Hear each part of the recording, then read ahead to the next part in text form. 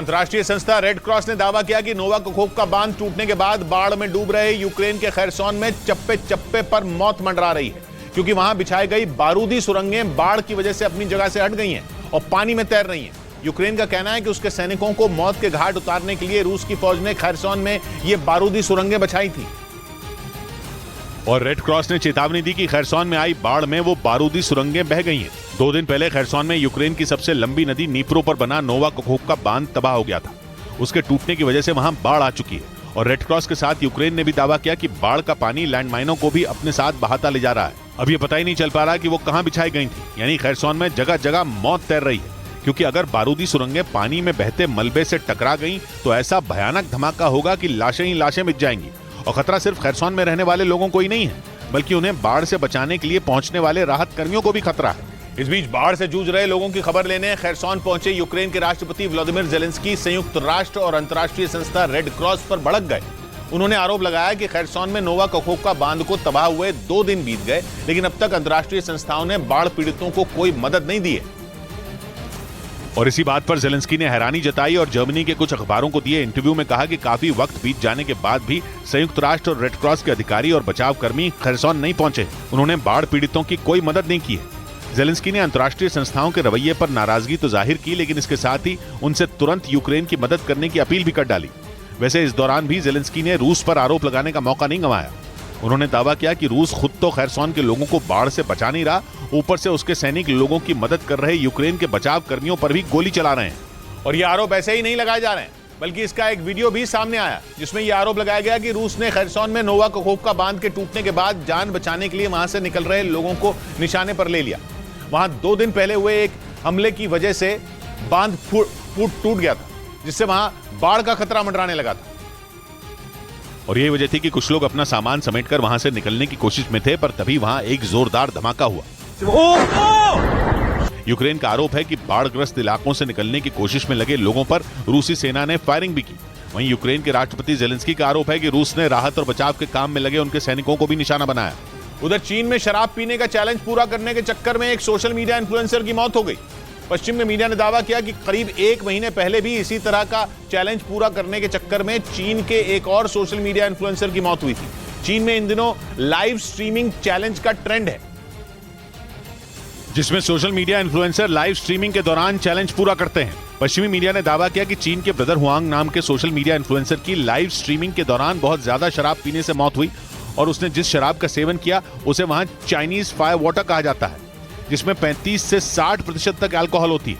पश्चिमी मीडिया ने दावा किया कि इन दिनों चीन में पीके चैलेंज ट्रेंड में है, जिसमें इन्फ्लुएंसर अपने फॉलोअर्स और अनजान लोगों के साथ कंपटीशन में शामिल होते हैं और उनमें चैलेंज को पूरा करने के लिए एक दूसरे से आगे निकलने की होड़ होती है।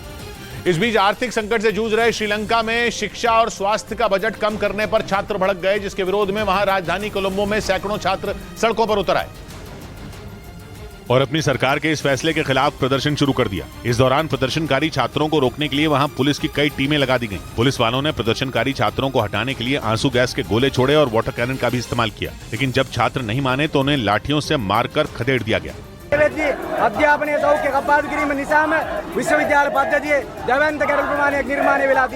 प्रदर्शनकारी छात्रों ने राष्ट्रपति रणिल विक्रमसिंघे की सरकार से उन्हें हर महीने मिलने वाली स्कॉलरशिप को बढ़ाने की मांग की। इधर कश्मीर के नेताओं को पाकिस्तान के एक पत्रकार ने आईना दिखा दिया। पाकिस्तान के कब्जे वाले कश्मीर में हुए एक कार्यक्रम में वहां के एक पत्रकार ने अपनी ही सरकार को कड़ी फटकार लगाई और उन्होंने भारत में कश्मीर के नेताओं की भी हकीकत सबके सामने लाकर रख दी। और कश्मीर को कोई मसला नहीं बल्कि सियासी तबके के लिए एक इंडस्ट्री कह डाला। पीओके में हुए साहित्य सम्मेलन में पाकिस्तान के पत्रकार वसीदुल्लाह खान ने कहा कि इस इंडस्ट्री के साथ कश्मीर की राजनीति करने वालों का रोजगार जुड़ा है। इस इंडस्ट्री के साथ फारूक अब्दुल्ला का, महबूबा मुफ्ती का और आज़ाद कश्मीर में जितनी भी पॉलिटिकल क्लास है उसका रोजगार जुड़ा हुआ है। वहीं पाकिस्तान के पत्रकार ने यह भी आरोप लगाया कि इस मसले को कोई सुलझाना नहीं चाहता क्योंकि ये रोजी रोटी का सवाल है। वहीं पाकिस्तान की एक यूनिवर्सिटी में छात्र और छात्रा के एक साथ डांस करने पर उन्हें सस्पेंड कर दिया गया। बताया गया कि गिलगित बाल्टिस्तान प्रांत के काराकोरम इंटरनेशनल यूनिवर्सिटी से डांस का एक वीडियो सोशल मीडिया पर वायरल हुआ, जिसमें एक लड़का और लड़की साथ डांस करते नजर आए, जिसके बाद पाकिस्तान की काराकोरम इंटरनेशनल यूनिवर्सिटी के प्रशासन ने एक छात्र समेत 9 छात्रों को सस्पेंड कर दिया और कॉलेज कैंपस में उनके आने पर भी रोक लगा दी गई।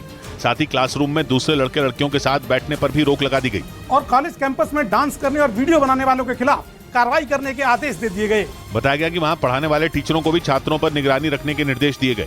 वहीं यूनिवर्सिटी के इस आदेश पर वहां पढ़ने वाले छात्रों ने नाराजगी जाहिर की। इधर लखनऊ के केजीएमयू अस्पताल के एक बिल्डिंग में भीषण आग लग गई। यह आग उस वक्त लगी जब उस इमारत में काम चल रहा था।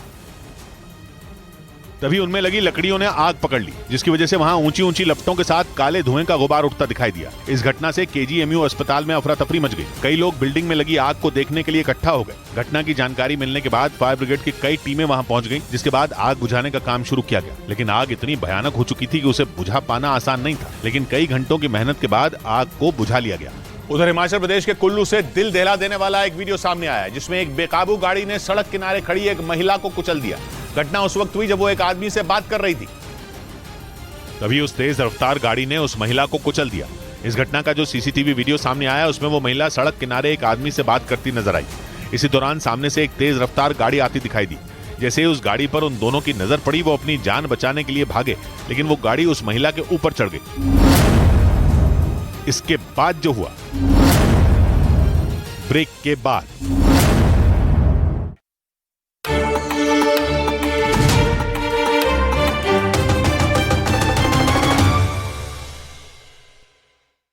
करने का कोशिश किया गया।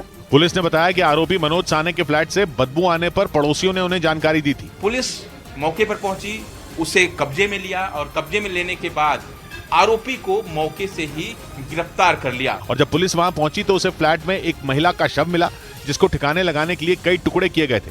आरोप है कि शव को काटने के लिए कटर का इस्तेमाल हुआ। और आरोप है कि मीरा रोड में अंजाम दिए गए इस घिनौने हत्याकांड में आरोपी मनोज साने ने शव के टुकड़े को कुकर में भी उबाला।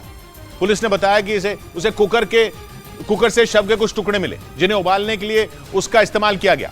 पुलिस ने बताया कि ऐसा आरोपी ने वारदात को छिपाने के लिए किया, जिससे शव से बदबू ना आए और वो बाद में शव को ठिकाने लगा सके। पुलिस ने जानकारी दी कि हत्या की वारदात को छिपाने के लिए आरोपी मनोज साने ने अपनी गर्लफ्रेंड की हत्या करने के बाद उसके शव के टुकड़े कर दिए और फिर उन टुकड़ों को एक एक कर खाना बनाने वाले कुकर में उबाला। पुलिस ने फ्लैट से शव के करीब 12 से 13 टुकड़े बरामद किए। पुलिस ने दावा किया कि वो महिला के सिर के भी टुकड़े कर उन्हें भी उबाल चुका था। कुछ टुकड़े जो थे वो प्रेशर कुकर में उबालने के बाद काली पॉलिथीन के अंदर भी रखे गए थे। फ्लैट से मिले शव के टुकड़ों को पुलिस ने फोरेंसिक जांच के लिए भेजा है, जिससे पता लगेगा कि वो किन हिस्सों को ठिकाने लगा चुका है। पुलिस के मुताबिक उसने वारदात को करीब 3 से 4 दिन पहले अंजाम दिया। एक लाश मिली है, जिसमें उसके पीसेस किए गए मिले हैं। पुलिस के मुताबिक पिछले काफी दिनों से दोनों के बीच झगड़े हो रहे थे। इस बीच मुंबई पुलिस जब हत्या वाली जगह पहुंची तो उसे फ्लैट में हर तरफ खौफनाक मंजर दिखाई दिया। ये मीरा रोड का वही फ्लैट था जिसमें मनोज साने नाम का आदमी अपनी गर्लफ्रेंड सरस्वती के साथ रहता था और उस पर अपनी दोस्त की हत्या कर शव के टुकड़े करने का आरोप है। और इसी सूचना पर मुंबई पुलिस मीरा रोड की गीता आकाशदीप हाउसिंग सोसाइटी के फ्लैट नंबर 704 में पहुंची थी। पुलिस के मुताबिक उस फ्लैट के अंदर हर तरफ दरिंदगी के निशान मिले। तब ये दरवाजा खोला गया फ्लैट नंबर 704, तब इसके अंदर पुलिस ने जो नजारा देखा उससे पुलिस भी दंग रह गई। फ्लैट में इतनी ज्यादा बदबू थी कि उनका वहां खड़े रहना भी मुश्किल हो रहा था। वहां बेडरूम में एक पेड़ काटने वाला कटर रखा हुआ था और पूरे बेड पर काले रंग का प्लास्टिक बिछा हुआ था। किचन में खून से भरी हुई 3 बाल्टियां भी रखी थी और उन बाल्टियों में शव के टुकड़े भी भरे थे। पुलिस को फ्लैट से कई एयर फिल्टर भी मिले, जिन्हें बदबू हटाने के लिए इस्तेमाल किया गया था। आरोप है कि मनोज साने को अपनी गर्लफ्रेंड का किसी दूसरे से भी अफेयर होने का शक था। वहीं मुंबई पुलिस ने दावा किया कि आरोपी मनोज साने ने दिल्ली के श्रद्धा मर्डर केस से सीख कर हत्या की प्लानिंग की। उसने ठीक उसी तरह उसके शव के टुकड़े किए जैसा दिल्ली में श्रद्धा वालकर की हत्या के बाद किया गया था, क्योंकि पुलिस को शक है कि उसने शव के कुछ टुकड़ों को ठिकाने लगा दिया। पुलिस के मुताबिक आरोपी मनोज साने ने श्रद्धा वालकर हत्याकांड से आइडिया लेकर अपनी गर्लफ्रेंड सरस्वती की हत्या की प्लानिंग की और फिर श्रद्धा मर्डर केस की तरह ही उसके शव के भी टुकड़े किए। आरोप है कि शव के कुछ टुकड़े उसने ठिकाने लगा दिए। पुलिस ने जानकारी दी कि आरोपी मनोज साने और उसकी गर्लफ्रेंड सरस्वती महाराष्ट्र के रहने वाले थे। आरोपी का परिवार मुंबई के बोरीवली का रहने वाला है, जबकि लड़की अनाथ थी। पुलिस के मुताबिक मनोज साने राशन की दुकान पर काम करता था और वहीं पर 2014 में उसकी सरस्वती से मुलाकात हुई थी। इसके बाद दोनों 2017 में मीरा रोड की गीता आकाशदीप हाउसिंग सोसाइटी में रहने आए थे।